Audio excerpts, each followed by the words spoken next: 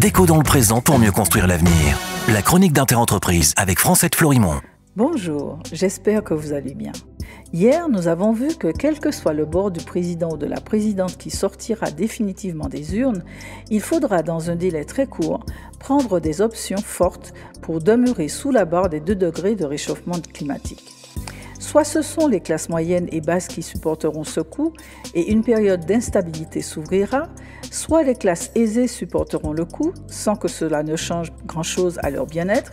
La réorganisation de la société passera alors avec moins d'accros mais avec un véritable impact sur l'environnement et la réduction des inégalités.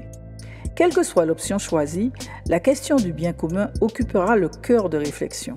Soit on continue la privatisation des essentiels comme la santé, l'eau, la connaissance, etc., renchérissant les coûts parce qu'il est démontré que les services privés coûtent plus cher que ceux publics, soit les services publics retrouvent toute leur place, faisant baisser les coûts et permettant ainsi leur accès à un plus grand nombre.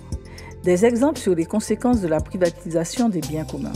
La privatisation de l'éducation depuis plusieurs années produit qu'aujourd'hui, les parents doivent payer environ 500 fois plus pour les études universitaires de leur enfant qu'il y a 40 ans.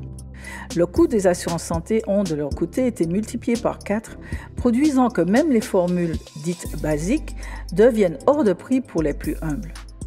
Dans le cas où les services publics feraient leur grand retour, les citoyens retrouveraient alors du pouvoir d'achat et ils se sentiraient moins obligés d'augmenter leurs revenus pour avoir accès à une vie qu'ils jugeraient digne. C'est le choix de société qui va s'imposer, quel que soit le candidat définitif qui sortira des urnes. À demain, prenez soin de vous. Déco dans le présent pour mieux construire l'avenir. La chronique d'Interentreprise avec Francette Florimond.